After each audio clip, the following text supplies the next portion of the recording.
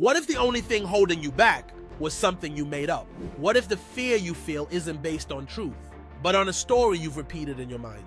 A shadow with no substance, yet it shapes your decisions, your path, your life. Let's shine a light on it. We've all done it. Let our minds run wild with possibilities that never happened. Created our own limitations out of thin air. That's how fear works. It shows up as a whisper, an image, a doubt, and we give it power. It feels real, but it's just a thought, something imagined. That's why one leader once said, "There's nothing to fear but fear itself." Because fear is the real thief. It robs you of your strength, your peace, your potential. So it's time to start tuning out the voices that magnify fear. Switch off the noise that drains your courage. Some people speak nothing but gloom because they've accepted the hopeless view of the world. Don't let their lens shape your outlook. You've got to start feeding your mind something better. Reset your thinking daily.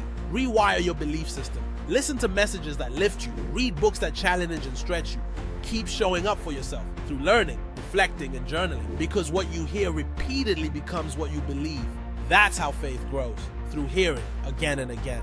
And faith reshapes how you see your reality. It becomes a spark that fuels action. Yeah, some people might look at you differently. They'll say you're strange just for being happy. You say, "I'm doing better than good," and suddenly they think you're odd. Why? Because most have accepted stress and misery as normal. You smile, and they stare. You carry joy, and they wonder what's wrong with you. But their confusion isn't your burden. Most of them are hurting. And when people hurt, they hurt others. They lash out. They complain. They stew in bitterness. Why? Because they haven't yet found meaning in what they do. They don't know their purpose. But you've got something worth waking up for. So start practicing mental renewal. Feed your thoughts with truth. Attend events, take notes, reflect on your progress. Keep a notebook by your bed and write down every idea that comes, because sometimes you'll get a single thought that can transform your entire life. One breakthrough, one insight, but if you don't capture it, you might miss it. When you don't honor who you really are, fear creeps in and takes over. And then you start shrinking. You undercut your potential. You sabotage your own journey. You become your biggest obstacle. But when you connect with your deeper drive, your hunger to live fully, it becomes stronger than your fear. That desire gives you the boldness to take risks, to walk through the unknown, and to keep moving even when fear tries to block the way. There is a force within you that can create change, a capacity to shift everything. Not because someone gave it to you, but because it was built into you from the beginning. I remember a story of a researcher who traveled to Africa to learn about an isolated tribe, but he couldn't get through to them. They kept their distance, guarded, suspicious. Why? Because he carried fear into every interaction. He feared they'd harm him. He feared they'd reject him. He feared the worst. And for a long time, nothing changed. But one night, while lying in his cot, he asked himself, "What am I really afraid of? Death? And even if death came, isn't this what I was called here to do?" So he made a choice to stop being afraid, to commit to his mission, regardless of risk. The next day, something shifted. He approached the tribe again, but this time without fear. And they welcomed him, opened up to him. Years later, he was asked how he turned enemies into friends. His answer was unforgettable. When life can no longer threaten you with death, what's left to fear? Most of what we worry about won't kill us, but we inflate those fears until they rule us. We imagine rejection and magnify it. We predict failure and run from it. We give fear a crown it never earned.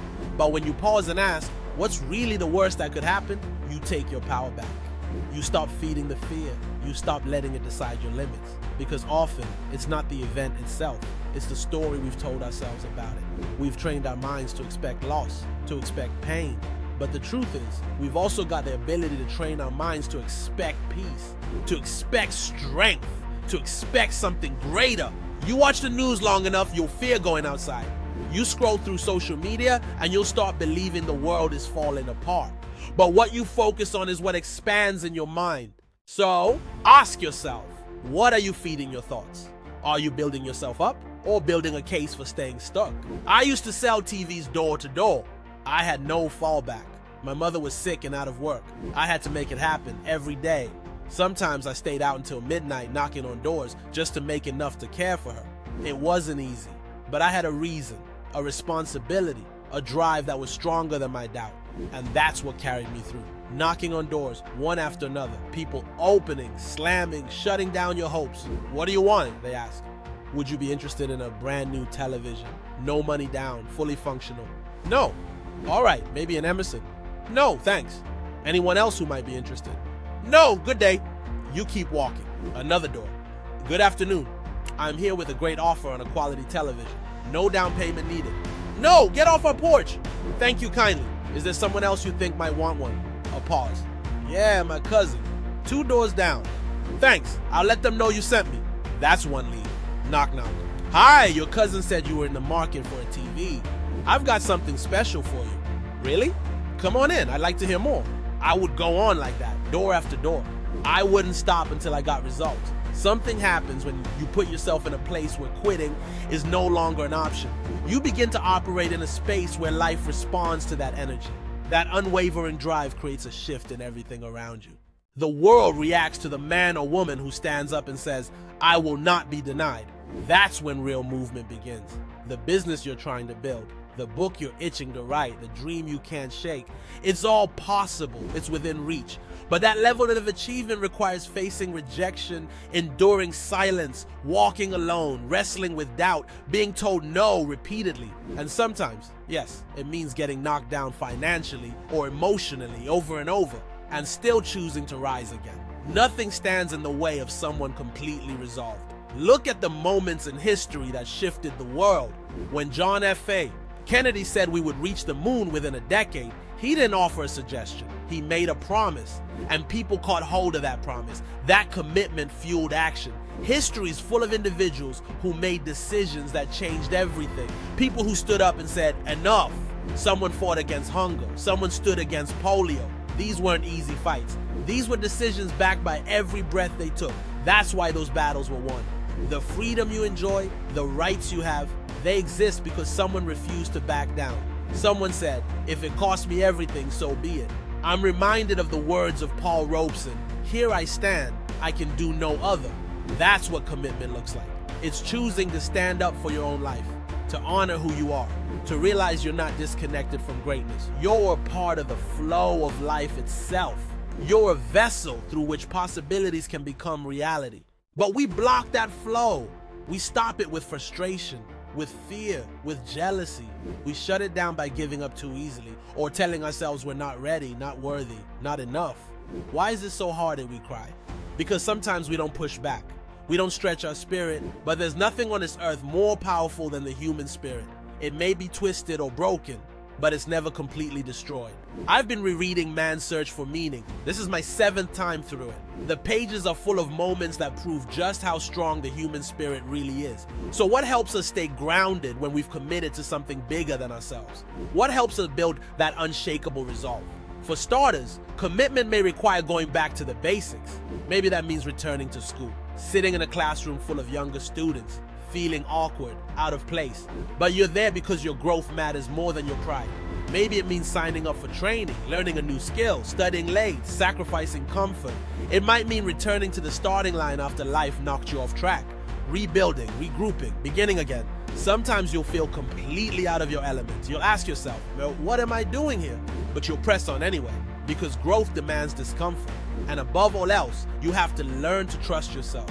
Listen to your inner voice, not the noise around you. You don't need everything to add up perfectly. Some of life's most important paths make no sense at all until you walk them. When you follow your gut, your spirit, that deep sense of knowing, you start to see everything differently. You start to live with a sense that you're guided. And you are. I remember giving what I thought was the worst speech of my life. Someone I trusted offered to help. And because of my insecurities, I accepted. For years, I battled feelings of inferiority because I didn't hold a college degree. That person knew my weakness until they said, let me write your speech for you. I said yes. I stood on stage with someone else's words in my mouth, and it showed. It lacked fire. It lacked me. That day taught me a hard truth. No one can express your message for you. You have to find your own voice, even if it shakes, even if it's imperfect, even if it's still growing. Because commitment to your purpose means showing up fully, as you are, with your flaws, with your fears, with your fire. And when you do that, when you push through and refuse to stop, the world will eventually move out of your way. There were some highly educated people in that room, And I knew they'd catch every grammatical slip. I also knew they'd sense from the heart of my speech whether I truly believed in what I was saying. I cared deeply about doing it right, about being taken seriously.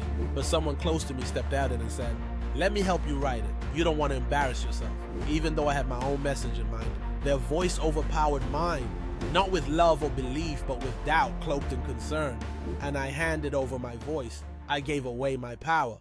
I allowed someone else to shape the words that were meant to come from me. I stood there in the Ohio Union, stiff as a board, eyes glued to the page, hands tight with nerves. I read every line word for word. Not a glance up, not a single movement. I was tense. I was uncomfortable. I wasn't used to reading speeches. I was used to speaking from the heart. The crowd applauded. Some even stood. But I knew the truth. I had silenced my own voice to fit someone else's expectations. Let me say this to you. Don't hand over your power. Your dream doesn't need a stamp of approval from anyone else. It was planted in you. If others can't see it, that's because it wasn't planted in them. Protect it, feed it, build it, grow it.